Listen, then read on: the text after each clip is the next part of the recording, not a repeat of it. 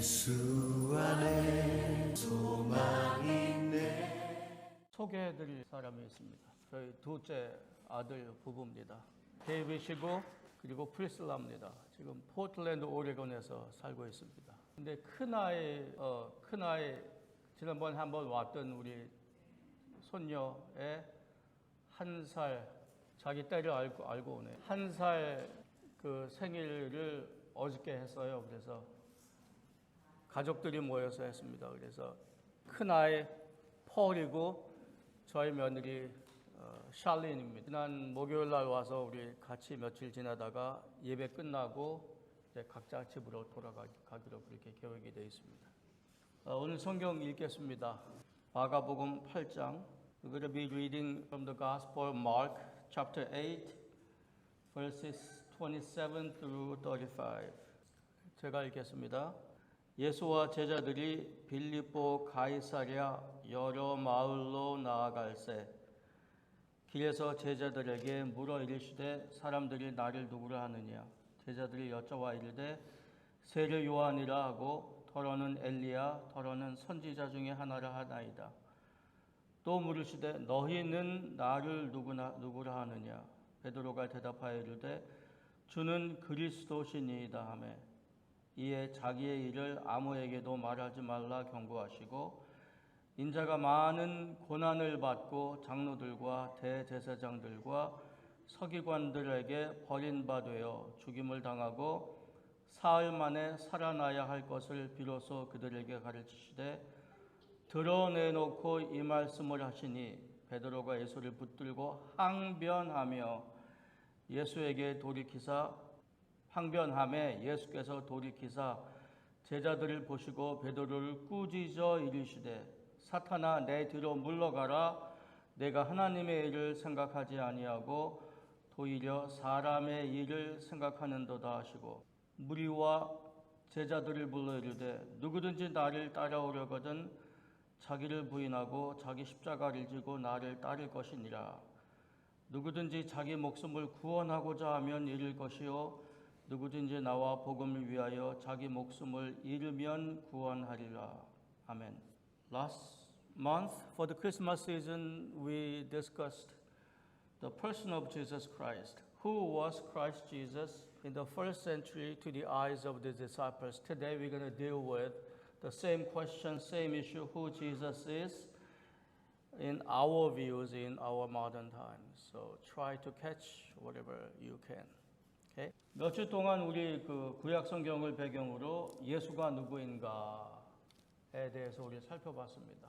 그게 벌써 거의 3주 됐는데요. 오늘은 그럼 우리에게 예수는 누구인가 이제 그 얘기 할 거예요. 물론 이제 우리에게도 예수는 그리스도입니다.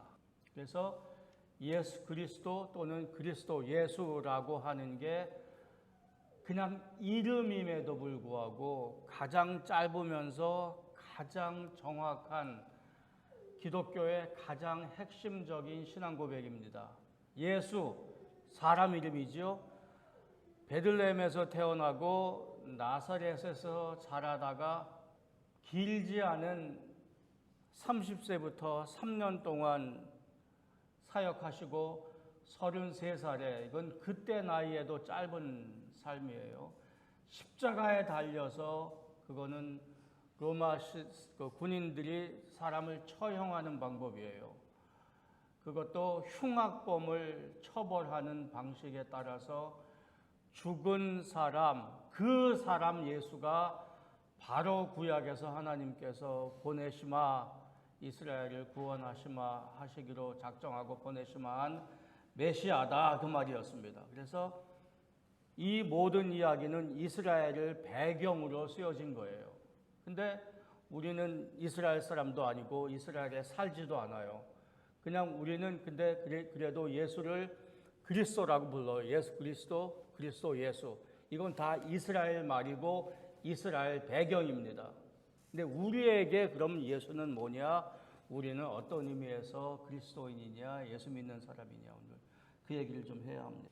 베드로가 대답을 잘했어요. 다른 사람들이 구약 배경에서 선지자라 엘리야라 또는 세례 요한이라 이런 일이 없으니까 하도 신기하니까 과거에 있었던 위대한 사람이 살아온 걸로 그때는 이렇게 생각을 했어요. 그래서 그렇게 일반 사람들은 예수를 그렇게 알았는데 베드로는 잘 공부하지도 않았던 베드로는 그냥 어부였던 무식했던 베드로는 예수를 잘 알아보고 당신은 하나님께서 약속하신 메시아입니다 했어요. 그러니까 잘한 겁니다. 그때 당시로 보면 예수를 잘 알아본 거예요. 근데 31절의 얘기가 다른 방향으로 튑니다. 31절 인자가 많은 고난을 받고, 여기 인자란 말은 예수님께서 자기 자신을, 여기 인자란 말은 Son of Man이에요. 그래서 예수님을 자신을 사람들이 Son of God 그러기도 하고 이제 이런 말로 불렀는데 예수님은 자신을 Son of Man 이렇게 불림받는 걸 좋아하셨어요. 그러니까 사람으로 오셔서 희생되는 것을 강조한 이름입니다.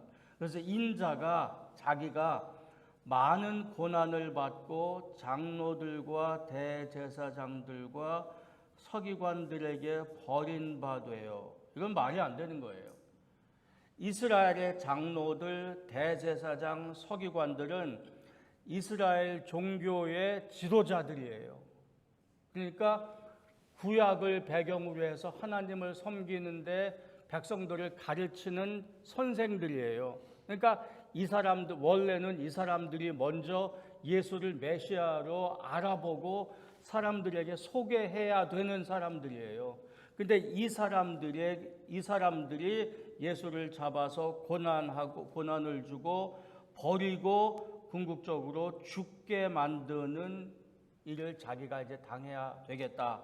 그리고 내가 그래서 죽는데 사흘 만에 살아나야 할 것이다. 이제 그랬더니 베드로가 무슨 말씀을 하십니까? 우리가 할 일이 많은데 메시아 일을 해야지요. 당신이 왕으로 오셨으니까. 우리가 크리스마스 전에 살펴본 것처럼 구약에서 메시아를 예언하는 가장 강력한 이미지가 왕이었었어요. 그것도 다윗의 뒤를 잇는 왕. 그러면은 싸워서 이기는 왕이거든요. 그 당시 이스라엘에게 필요한 메시아가 이런 메시아예요.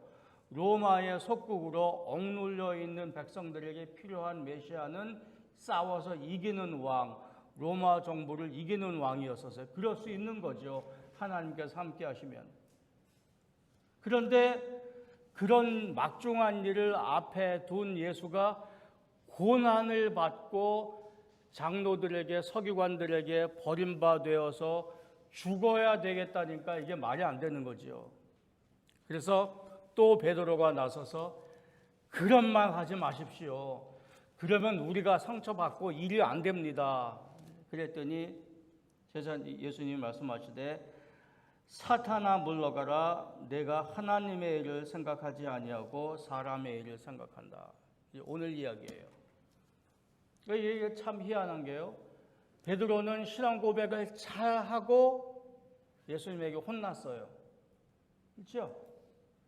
신앙 고백을 잘 하고 예수님에게 매우 큰 책망을 들었어요. 이게 왜 이럴까요? 이럴 수 있을까요? 이게 2000년 전에 일어난 일인데 지금도 우리에게 이런 일이 일어날 수 있을까요? 신앙 고백은 잘했어요. 근데 예수님에게 책망 들었어요. 이게 왜 이럴까요? 베드로는 예수를 잘 알아봤어요. 메시아라고 잘 알아봤어요. 근데 우리 얼핏 보니까 예수가 어떤 메시아인지는 잘 몰랐던 거죠. 그죠? 우리에게도 이게 똑같은 문제 있어요. 그래서 오늘 그 얘기하는 거예요. 근데 그 이유를 예수님께서는 네가 사람의 일로 나를 생각하고 하나님의 일로 나를 보지 않는다 그랬어요. 그래서 오늘 할 주제입니다. 제 이름이 심재승입니다. 그럼 옐로우 페이지인지 화이트 페이지인지에서 제 이름을 치면 나와요. 제이심 나옵니다. 그럼 어떤 사람이 제이심 보고 저를 알아요. 그래서 제 이름이 뭔지 알아요. 그 사람이 저를 아는 거하고 또 여러분들이 저를 아는 거하고 차이가 있겠죠. 그렇죠? 제 이름만 아는 사람하고 제가 누군지, 어떻게 성장했는지, 무슨 교육을 받았는지, 제가 뭘 좋아하는지, 그리고 지금 현재 무슨 일을 하는지, 제가 무슨 일을 하고자 하는지, 마음속에 무슨 일을 꿈꾸는지를 아는 사람이 저를 아는 거하고 제 이름만 또는 제 타이틀만 아는 사람하고는 아주 차이가 크다 그 말이에요. 그러니까 이 베드로와 제자들이 예수님을 알았는데 메시아인지도 알았는데 어떤 메시아인지 몰랐다는 거죠. 다시 말하면 메시아라는 타이틀은 알았는데 그 타이틀을 가진 그리스도인 줄을 아는데 메시아인 줄을 하는데 무슨 일을 어떻게 하는 메시아인지는 몰랐던 거지요. 그래서 우리가 지금 현재 예수가 누구냐? Who is Jesus to you today? 그럼 사람들이 다 답이 있을 거예요. Each may have answer to the question. Who is Jesus to you? Is he important to you or not? 뭐 우리는 다 예수에 대해서 예수 안 믿는 사람도 예수가 누군지 되게 알아요. 근데 얼마나 깊이 잘 아느냐가 우리가 진짜 예수 믿는 사람이냐 아니냐를 이제 보여주는 거예요. 근데 오늘 본 말씀에 예수가 무슨 일을 할 것인지를 가장 잘 설명한 부분이 31절이에요. 다시 읽겠습니다. 인자가 많은 고난을 받고 장로들과 대제사장들과 서기관들에게 버림받아요. 죽임을 당하고 사흘 만에 살아나야 할 것을 비로소 그들에게 가르치시되. 이 말을 들은 제자들하고 특별히 베드로는 얼마나 날벼락이었을까 한번 상상해 보시겠어요? 이렇게 매우 곤란한 종교적으로 뿐만이 아니라 국가적으로 사회적으로 수백 년 동안 강력한 타민족들에게 억압받고 사는 이스라엘 사람들에게 위대한 큰 로마 제국의 아주 작은 소수민족 하나로 사는 이스라엘 사람들에게 이제 겨우 메시아 같은 빛이 하나 왔는데 이제 조금 소망이 보일만 한데 특별히 예수라는 이분이 기적도 일으키고 평생 한 번도 못 들어봤던 이런 기가 막힌 하나님의 말씀을 풀어서 설명하고 그 권세 높은 이스라엘 그 사람들, 정치하는 사람들이나 종교하는 사람들이랑 토론해서 싸워서 이기고 할 때 보니까 저 사람 분명히 특별한 사람인데 그 소망이 저 사람에게 있는데 우리 앞날이 저 사람에게 있는데 특별히 바로 그 앞에 우리 읽은 그 앞에 무슨 기적이 있었냐면은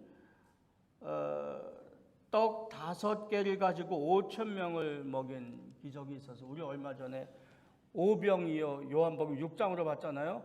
그거와 비슷한 일이 또 있었어요. 요 직전에 배고픈 사람들에게 먹일 수 있는 이 위대한 사람이 왔는데 이제 드디어 좀 먹고 사나 했는데 죽어야 되겠다는 거예요. 자기는 이런 날벼락이 어디 있어요. 그래서 예수를 알아보는 제자들의 눈에 예수의 죽임 그리고 사흘 만에 다시 살아나야 하겠다는 것은 예수가 말한 예수의 입으로 말한 자기 사역의 가장 중요한 핵심이에요.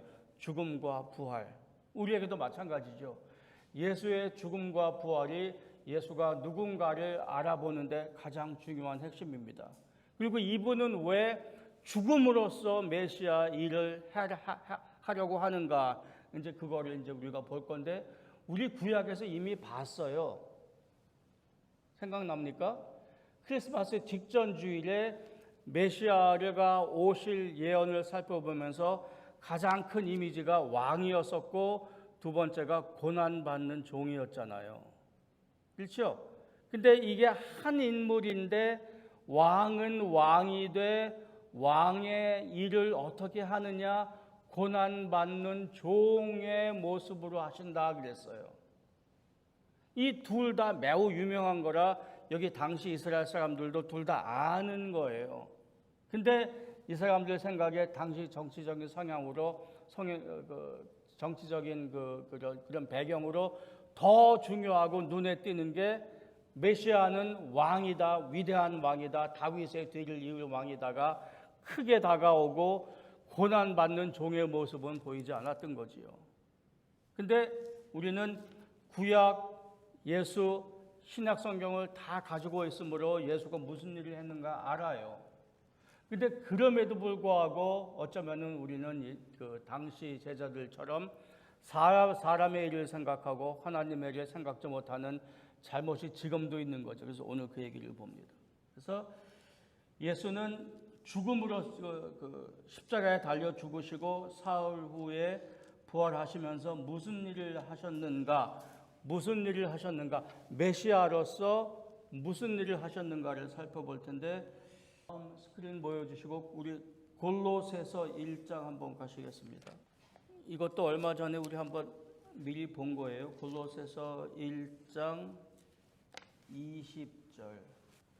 골로새서 1장 20절에서 23절까지가 예수께서 십자가에서 죽으시면서 하신 일이 뭐냐 그 말이에요. 그의 십자가의 피로 화평을 이루사, 그거죠. 십자가의 피로, 십자가에서 죽으셨으니까 십자가에 달려서 무슨 일을 하셨냐. 그의 십자가의 피로 화평을 이루사 만물 곧 땅에 있는 것들이나 하늘에 있는 것들이 그로 말미암아 자기와 화목하게 되기를 기뻐하심이라. 예수께서 십자가에 달려 죽으신 이유는, 예수께서 십자가에 달려 돌아가시면서 하신 일은, 예수께서 십자가에 죽으시면서 하신 일의 효과는, 예수께서 십자가에 달려 돌아가시면서 성취하신 것은 만물의 화평이라 그 말이에요. Let me read in English, verse 20. And through him, that is through Jesus Christ, to reconcile to himself all things, whether things on earth or things in heaven, by making peace through his blood shed on the cross. 어떻게 읽어도 이건 잘못 읽을 수 없어요. 예수께서 십자가에 달려 피를 흘려 돌아가시면서 하신 일은 만물, 하나님께서 이 세상에 창조하신 모든 것들을 화평하게 하사 하나님께 화목시키신다 그 말이에요.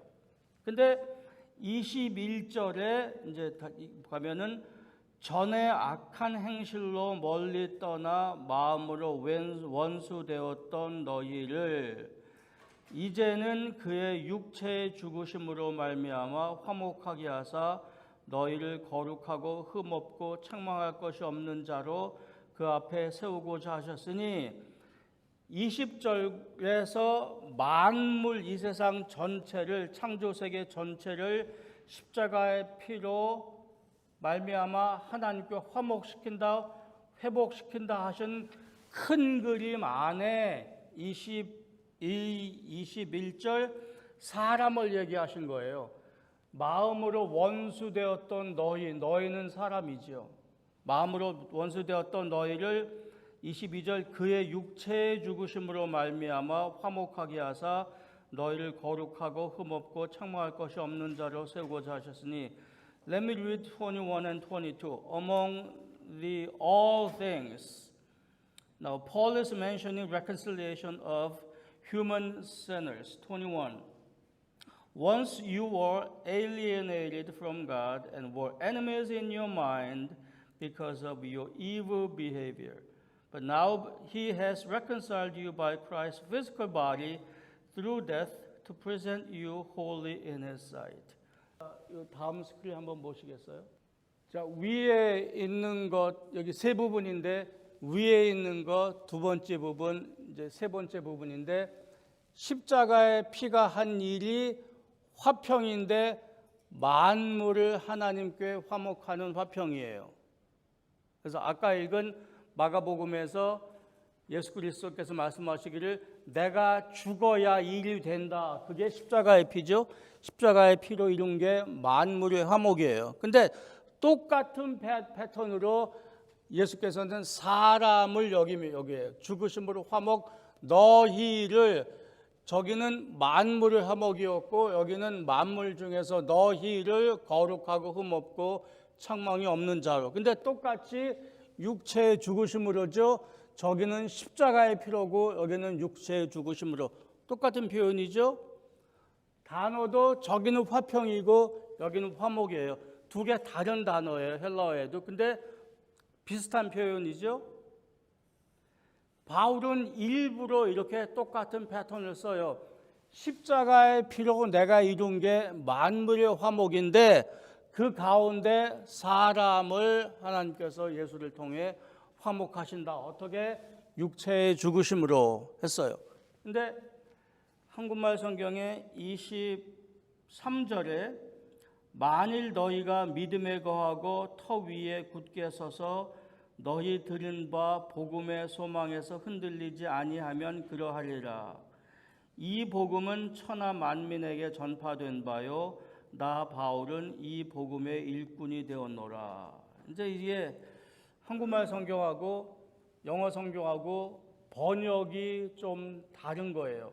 한국말 성경에 이게 좀 불분명한데 영어 성경에는 중간에 This is the gospel that you heard and that has been preached, proclaimed to everybody.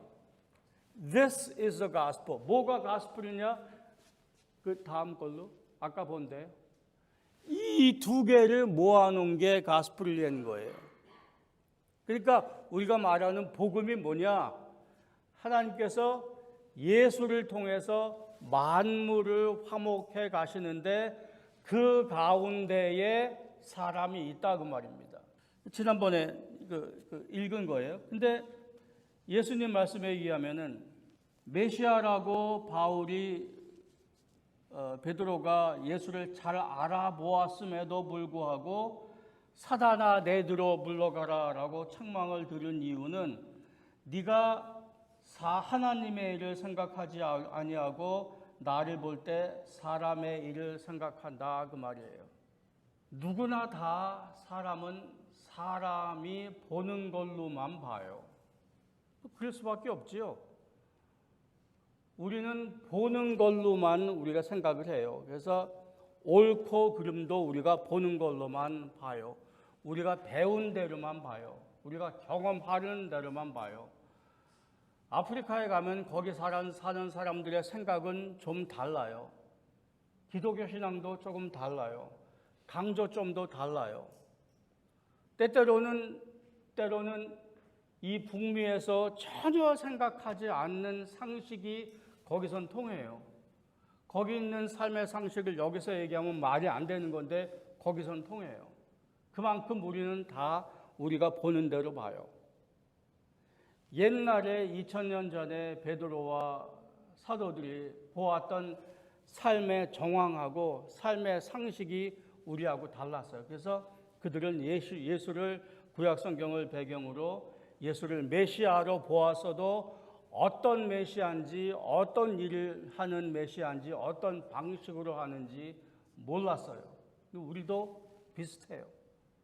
그래서 우리에게 기독교 신앙을 생각할 때, 신앙 고백할 때, 신앙 생활할 때에 하나님의 일을 생각하지 않고 사람의 일을 생각하는 게 몇 가지 있을 수 있어요. 그 중에 하나가 바로 오늘 읽은 골로새서 1장입니다. 이 성경학자들이 아까 읽은 골로새서 1장을 보면서 이게 어떤 내용인가 하면은 초대교회에 있었던 유명한 찬송시라 그럽니다. 오늘 우리 찬송 불렀잖아요.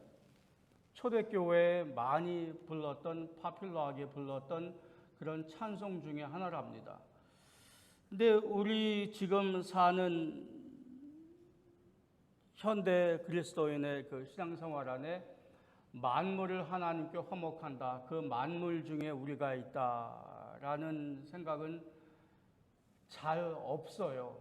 그렇게 된 배경 중에 하나가 그렇게 배경 여러 가지가 있을 터인데 어쩌면 우리가 서양 중심의 철학과 서양 중심의 사고방식을 받아들여서 우리가 사니까 또 서양에 우리가 지금 와서 사니까 아마 서양 중심의 사고방식에서 형성된 것이 아닌가 생각을 합니다. 그러니까 17세기, 18세기 들어가면서 사람 중심의 사고방식이 됐어요.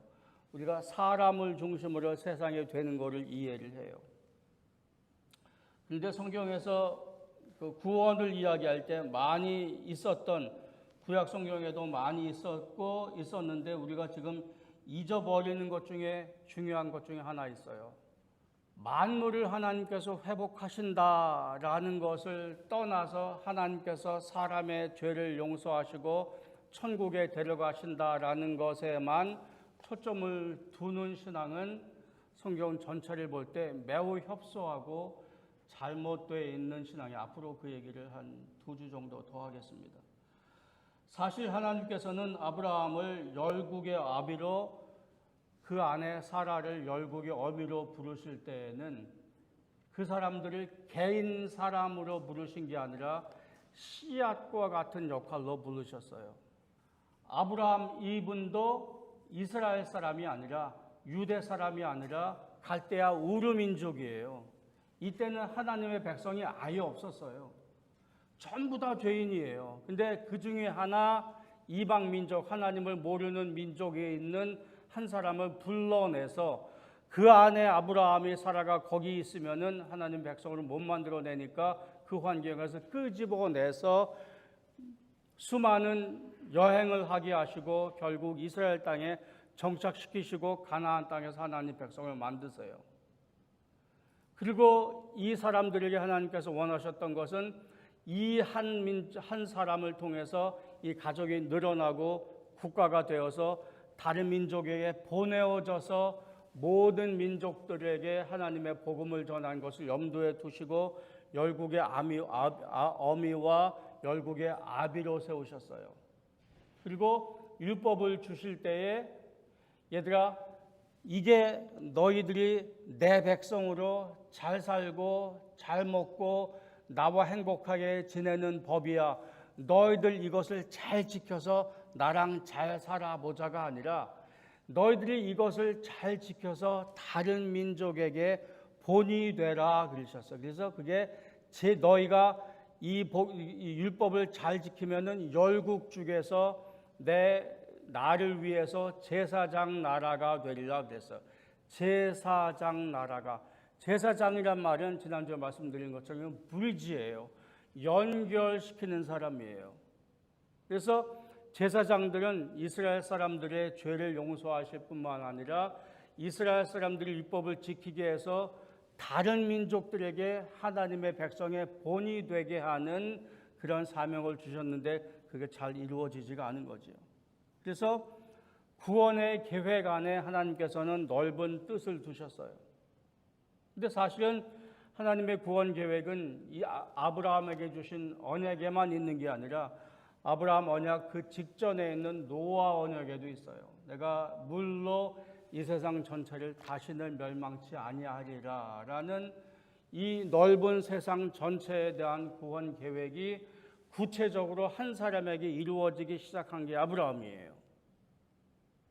내가 다시는 물로 이 세상을 멸망하지 아니하리라 하는 약속을 구체적으로 인간 사회에 이루기 시작하신 것이 아브라함 한 사람인 것이고, 아브라함에게 주신 약속이 구체적으로 이루어진 게 예수 그리스도의 십자가고, 십자가를 통해서 예수께서 한 일이 만물의 화목이고 그 안에 사람이 있는 거지요. 그래서 우리가 지금 현재 어쩌면 가장 크게 복음을 오해하고 있는 것 중에 하나가, 예수께서 베드로를 책망하신 말로 하면은 너희가 사람의 일을 생각하고 하나님의 일을 생각하지 않는다는 말을 우리에게 적용시킨다면, 우리는 복음을, 구원을 어쩌면은 세상이라는 환경과 동떨어져서 생각하는 걸 거라고 말할 수 있습니다. 다시 말하겠어요? 우리가 복음을 지금 현재 오해해서 나로 내 죄를 용서해 주시고 나로 건강하고 부유하고 내 자손들이 잘 되고 잘 살게 해 주시다가 내가 죽으면 천국 보내주세요 하는 걸로 복음이 다가 아닌 이유가, 왜 우리는 내 죄를 용서받고 이 땅에서 열심히 기도하고 교회 봉사 잘해서 행복하고 오래 부자 돼서 잘 살고 죽으면 천국 가는 여기에 초점이 맞춰져 있을까 하는 얘기는 어쩌면은 우리는 우리의 종교를, 복음을, 구원을 삶이라는 환경과 떠나서 우리는 생각하고 있는지 몰라요. 근데 사람은 환경을 떠나서 사람일 수 없어요. 환경을 떠나서 사람일 수 없어요. 물이 위에서 아래로 흐르고, 그렇죠? 물을 끓이면 증기가 되고, 이런 과학적인 또는 자연적인 법칙 안에서 우리 삶이 이루어지지요. 밥을 안 먹으면 배고파요. 물을 안 마시면 목이 말라요. 이러한 환경과 물질적인 여건 가운데 우리가 사람이에요. 그렇죠? 영적으로도 하나님의 형상으로서 우리가 인간이에요. 그리고 하나님께서 우리의 집으로 만들어주신 이 세상을 떠나서 나무가 있고 공원이 있고 파란 잔디가 있고 사람들이 평화롭게 다니고 여기 운동도 하고 자전거도 타고 이러한 환경을 떠나서 우리가 사람이 아니에요. 그러니까 하나님께서 창조하신 이 세상이라는 제한된 영적이고 물질적인 환경 속에서만 우리가 사람이에요. 그리고 이러한 환경 속에서 하나님께서는 무엇이 거룩하고 무엇이 도덕적으로 옳고 무엇이 아름다운지 하나님께서 가르쳐 주셨어요. 이 안에서 서로 사랑하고 사랑받는 것을 가르쳐 줬어요. 사랑 안 하면 사랑이 갈급하지요. 혼자 있으면 외롭지요. 삼위일체 하나님께서 당신과 같은 아름다운 삼위일체적인 그 펠로우십을 우리 안에 남자와 여자라는 펠로우십 안에 연장시켜서 만들어 주셨어요. 이게 사람의 한계이자 이게 사람의 환경이에요. 이런 환경 안에서만 우리는 사람이에요. 그러니까 환경을 떠나서 사람, 환경을 떠나서 구원받은 것, 환경을 떠나서 예수 믿는 것은 있을 수 없는 거예요. 그리고 구약 창세기부터 가서 처음부터 읽으면은 죄라는 게 뭐였었어요? 이 하나님께서 만드신 환경 가운데, 세상 가운데 사람만 하나님을 거역해서 죄인 된 게 아니라 사람이 죄인 되니까 죄인 되게 서로 싸우고 죄인 되게 서로 시기 질투하고 심지어 죽이고 죄인 된 상태로 사람들이 사니까 세상이 망가졌어요. 그것을 창세기 3장에 땅이 너로 인하여 저주를 받아. 땅이 너로 인하여 저주를 받아. 그러니까 사람이 죄인 됐다는 말은 사람만 이 아름다운 환경에서 세상은 다 옳게 있는데 하나님께서 만들어주신 대로 있는데 사람만 망가져서 그 안에서만 사람만 망가졌다가 아니라 사람이 망가졌다는 얘기는 그 환경에 같이 망가졌다 그 얘기예요. 이게 바로 예수님께서 우리에게 구원하러 오신 환경입니다. 그럼 여기서 나중 망가진 걸 다 그대로 두고 사람만 끄집어내서 저기 보내는 게 구원이 아니라 그 말이에요. 환경 안에서만 우리는 사람이에요. 하나님의 형상으로 만들어져서 사랑받고 사랑할 수 있는 환경 안에서 우리가 육체이기 때문에 먹고 마셔야 하는 이 환경 안에서만 우리가 사람이에요. 그리고 여기를 떠나서 어디 갈 데가 따로 없어요. 사람이 여기를 떠나서 딴 데 어디 가서 사람으로 살 수 있어요. 여기서 그리스도께서 행하시는 구원은 사람을 거룩하게 만드시되 만물 즉 세상이라는 환경을 새롭게 만드셔서 그 안에서 인간을 구원하시는 것입니다. 더러운 세상을 그대로 버려두고 사람만 거룩하게 바뀌어서 어디로 빼가는 것이 아닙니다. 이 복음을 통해서 우리는 하나님의 위대한 계획을 볼 수 있어야 합니다. 얼마나 큰 기대를 사람에게 두시는지 알 수 있어야 합니다. 하나님 내 죄만 용서하시고 건강하게 부유하게 잘 살게 해주시다가 나중에 천국 데려다 주세요 하는 사람들에게 하나님께서 아니 나는 너를 세상의 왕으로 세웠어. 나는 너를 통해서 세상을 다스리게 할 거야. 그게 내 일인데 나 혼자 할 게 아니라 내가 너희를 통해서 할 거야. 내가 세상을 만들었을 때 목적한 바 올바르고 아름다운 세상을 너와 함께 만들어 갈 거야. 하시는 게 복음이에요. 예를 들어서 집을 고치는데 사람들이 하나님 그냥 집 고치기 힘든데 그냥 우리 문만 페인트로 칠해주세요. 그러면 번듯하게 살 수 있을 거잖아요. 그러다가 나중에 이제 이사 갈게요. 하는데 하나님께서는 아니 이 집이 내가 살 집이야. 그 집 전체를 고쳐줄게. 그리고 내가 이 집을 내 뜻에 따라 나와 함께 한번 다스려봐. 어쩌면 아직도 우리는 베드로가 그랬던 것처럼 사람의 일을 생각하고 하나님의 일을 생각 안 하는지 몰라요. 그 하나님의 큰 그림 안에서 우리가 신앙을 볼 수 있고 내가 어디 있는지 무엇보다 오늘 주제인 것처럼 예수는 나에게 누구인가를 볼 수 있을 거라고 이렇게 생각을 합니다. 다음 주 몇 주 동안은요, 우리 이어서 그러면 우리 세상 이해는 어떻게 해야 될까? 그 세상은 뭔가 그 얘기를 좀 해야 하겠습니다.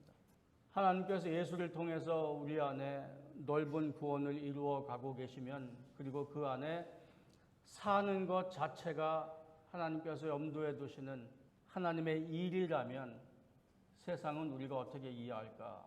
우리가 소위 가끔 말하는 세상적인 일 있잖아요. 죄된 것이라고 타락한 것이라고 말하는 세상 일. 우리가 집 짓고 살고 세금 내고 살고 아이들 키우고 밥 먹고 무엇보다도 우리가 가장 많은 시간을 일하는 일. 그죠? 회사 나가서 하루에 8시간씩 10시간씩 있는 것.